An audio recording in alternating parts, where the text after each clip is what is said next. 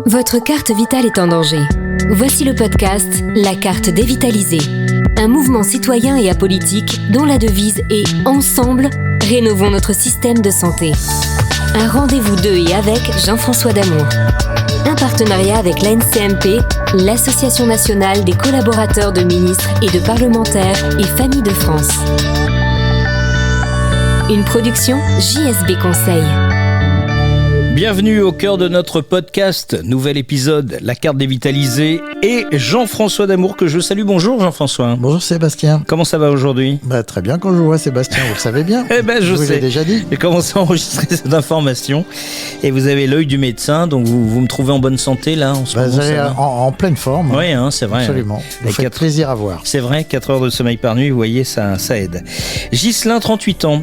Il est de Jussac. Nous sommes dans le département du Cantal. Docteur, quelles règles s'appliquent au dossier médical partagé ? C'est la question qu'il vous pose.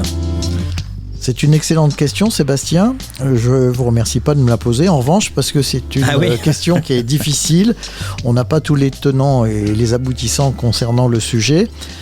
Sur le plan purement médical, ça peut être un outil extrêmement intéressant puisque ça peut permettre aux professionnels de santé d'avoir un aperçu très rapide des antécédents du patient. En revanche, se pose la question du secret professionnel, de la garantie des données. Et là, je ne suis pas apte à vous répondre, étant donné que je ne suis pas un spécialiste de la question. En revanche, il y a beaucoup de questions qui se posent sur le sujet. Et donc la notion du secret médical est une notion sur laquelle les médecins, on est très vigilants et on est très inquiet sur ce qui se profile. Il y a Élise Lucet qui, il y a quelques mois, a mis en évidence le fait que quand un patient allait dans une pharmacie et que ses données concernant l'ordonnance qui venait d'être délivrée au patient étaient transmises à la sécurité sociale, les mêmes informations étaient transmises en parallèle à un organisme privé qui, à son tour, diffusait les informations, moyennant finance, à d'autres organismes. Donc là, la grosse difficulté, c'est de se dire que ce dossier médical partagé, c'est au patient de l'ouvrir. Ça, vous devez certainement savoir, Jean-François.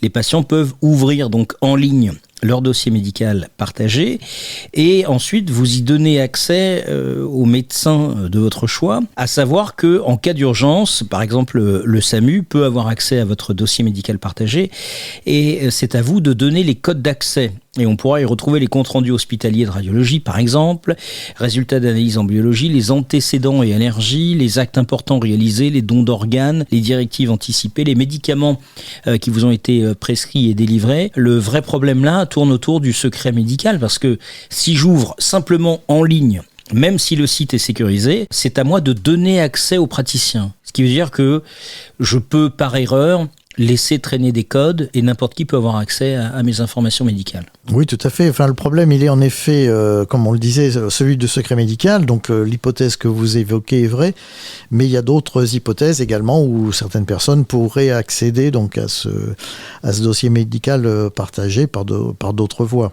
Vous parliez d'Élise Lucet où justement on avait fait un podcast là-dessus. Tout à fait. Un logiciel est raccordé au lecteur de la carte vitale et une société privée récolte les informations sur votre identité et les traitements que vous avez. Voilà, exactement. C'est-à-dire que toutes les données qui sont transmises à la sécurité sociale sont transmises en parallèle donc à un organisme privé.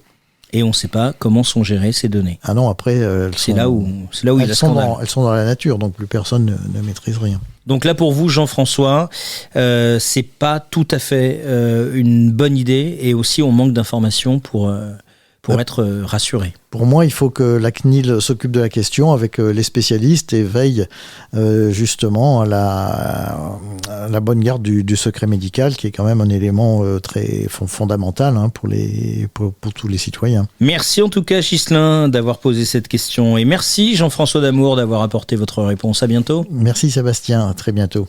Carte dévitalisée. Ensemble, rénovons notre système de santé. Le podcast.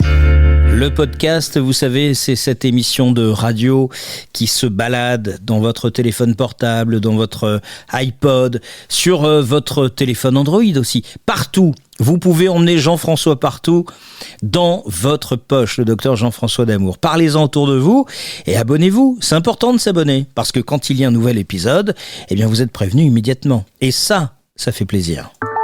Vous venez d'écouter le podcast de la carte dévitalisée, en partenariat avec l'NCMP, l'Association nationale des collaborateurs de ministres et de parlementaires, ainsi que Famille de France. Retrouvez-nous sur cartedévitalisée.fr, mais aussi sur tous les réseaux sociaux en tapant tout simplement Carte Dévitalisée.